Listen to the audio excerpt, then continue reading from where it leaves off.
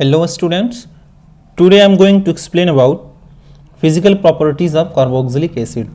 So let's start now. सबसे पहले हम फिजिकल स्टेट के बारे में जानते हैं. फर्स्ट पॉइंट है, पॉइंट टू पॉइंट वाइज हम स्टडी करते हैं. Lower carboxylic acid carbon 1 to carbon 9 carboxylic acid are available in the form of liquid at room temperature, यानी कि रूम टेम्परेचर पे, एट रूम टेम्परेचर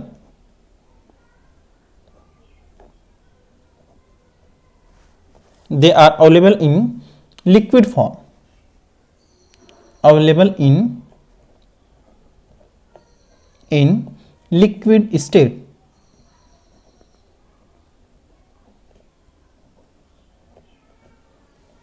ठीक है. कार्बन 1 to कार्बन 9 जो carboxylic acid हैं, इनको हम लोअर कार्बोक्सिलिक एसिड जो रूम टेम्परेचर पे क्या है, लिक्विड स्टेट में प्रेजेंट होते हैं. ठीक है. नेक्स्ट पॉइंट देखते हैं. ये जो लोअर कार्बोक्सिलिक एसिड हैं, lower carboxylic acid having disagreeable order, यानी कि नॉट गुड स्मेल. ठीक है. इनकी स्मेल जो है अच्छी नहीं होती, उनको हम अनप्लीजेंट स्मेल भी कह सकते हैं. अनप्लीजेंट स्मेल, यानी लोअर जो कार्बोक्सिलिक एसिड हैं वो अनप्लीजेंट स्मेल रखते हैं. ठीक है. नेक्स्ट पॉइंट हम देखते हैं. थर्ड पॉइंट है higher member of carboxylic acid, यानी more than carbon 9, more than carbon 9 carboxylic acid are available in solid state, wax like solid state, यानी दे आर अवेलेबल इन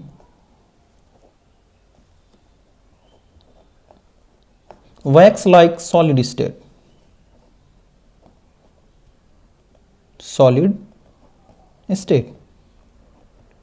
यहां पे क्या था, जो लोअर कार्बोक्सिलिक एसिड थे, कार्बन 1 to कार्बन 9, वो room temperature पे लिक्विड स्टेट में प्रेजेंट होते थे. ठीक है. और उनकी स्मेल क्या है, अनप्लीजेंट होती थी. ठीक है. स्मेल उनकी अच्छी नहीं होती. ठीक है.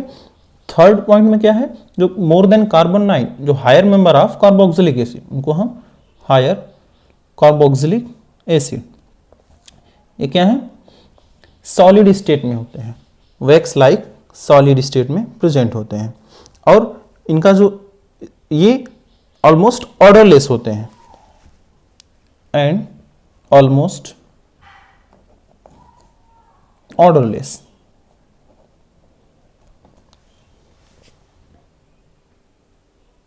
यानी कि इनका कोई गंध नहीं होता, यानी ये गंधहीन होते हैं. ठीक है.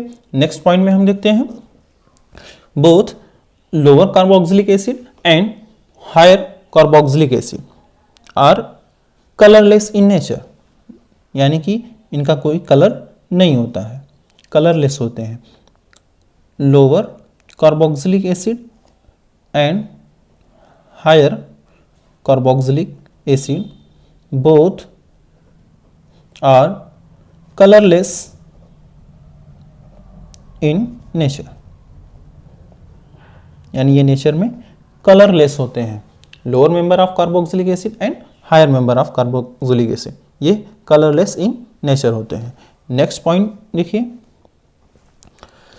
जो बॉइलिंग पॉइंट होता है कार्बोक्सिलिक एसिड का, वो अधिक होता है in comparison to aldehyde and ketone. Boiling point of carboxylic acid is more in comparison to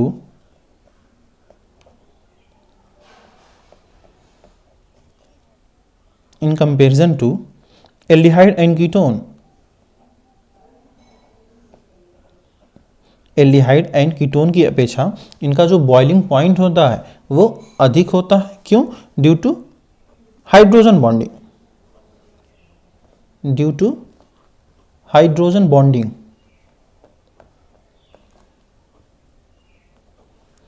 hydrogen bonding के कारण इनका जो बॉइलिंग पॉइंट होता है वो अधिक होता है किससे, एल्डिहाइड और कीटोन से। नेक्स्ट पॉइंट है after boiling it exist in dimer form, यानी इनको बॉयल करने के बाद ये डाइमर के फॉर्म में एग्जिस्ट करते हैं। After boiling it exist in dimer form. Dimer form का मतलब इसमें दो मॉलिक्यूल्स आपस में अटैच होते हैं जिनके बीच में क्या होता है, हाइड्रोजन बॉन्ड का फॉर्मेशन होता है।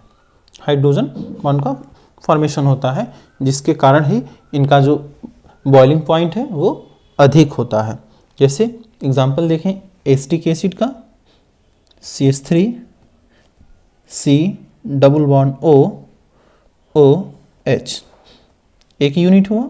सेकेंड यूनिट को हम इधर से लिखते हैं CH3 C double bond OH, ठीक है। हाइड्रोजन बॉन्डिंग इस ऑक्सीजन और इस हाइड्रोजन के बीच में बनता है, हाइड्रोजन बॉन्डिंग। यानी बॉयल करने के बाद भी ये डाइमर के फॉर्म में एग्जिस्ट होते हैं, हाइड्रोजन बॉन्डिंग, ठीक है। बॉयल करने के बाद जब ये वेपर में कन्वर्ट हो जाते हैं तो भी ये डाइमर के फॉर्म में प्रेजेंट होते हैं।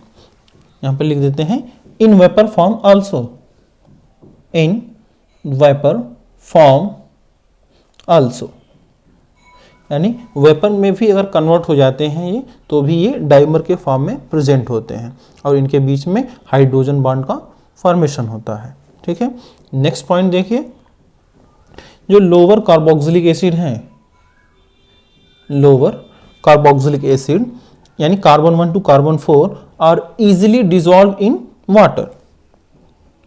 Lower carboxylic acid are easily dissolved in water. Water में ये आसानी से डिजॉल्व हो जाते हैं, क्यों? Due to hydrogen bonding, due to hydrogen bonding. ये वाटर के साथ हाइड्रोजन बॉन्ड का फॉर्मेशन करते हैं, ठीक है। एग्जाम्पल देखिए, कार्बोक्सिलिक एसिड है और C डबल बॉन्ड O, ये OH, ठीक है। अब यहाँ पर वाटर का मॉलिक्यूल H और ये H, ठीक है।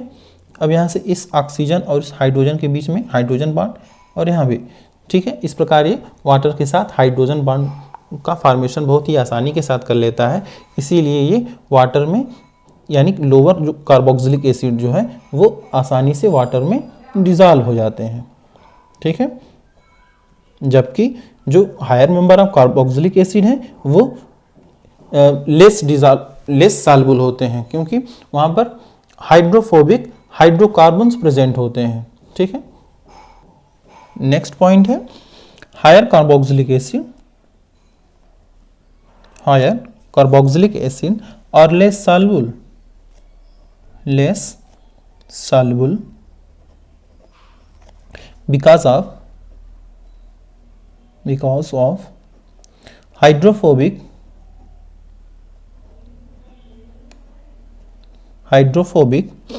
हाइड्रोकार्बन्स,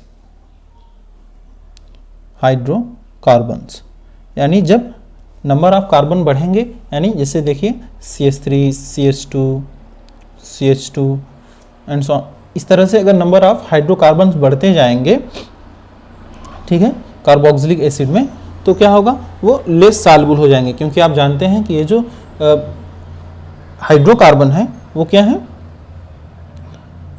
लेस सॉल्युबल होते हैं या इनसॉल्युबल होते हैं वाटर में, ठीक है। तो अगर नंबर ऑफ हाइड्रोकार्बन अगर बढ़ता जाएगा, इंक्रीज होता जाएगा, तो क्या होगा, कार्बोक्सिलिक एसिड की सॉल्युबिलिटी रिड्यूस होती जाएगी, डिक्रीज सॉल्युबिलिटी, ठीक है। अगर नंबर ऑफ हाइड्रोकार्बन्स इंक्रीज होंगे तो सॉल्युबिलिटी क्या होगी, डिक्रीज होती जाएगी, ठीक है। तो फिर ये higher carboxylic acid, higher member of carboxylic acid यानी जिनमें कार्बन की संख्या अधिक हो या हाइड्रोकार्बन अधिक हो, वो सॉल्युबल किस में होंगे, ये हायर कार्बोक्सिलिक एसिड सॉल्युबल होंगे नॉन पोलर सॉल्वेंट में, नॉन पोलर सॉल्वेंट। जैसे example benzene, CCl4, carbon tetrachloride,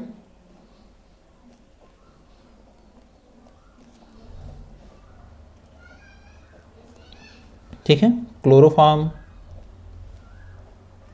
यानी जितने भी नॉन पोलर सॉल्वेंट होंगे उनमें ये सॉल्युबल होंगे, वाटर में लेस सॉल्युबल होंगे।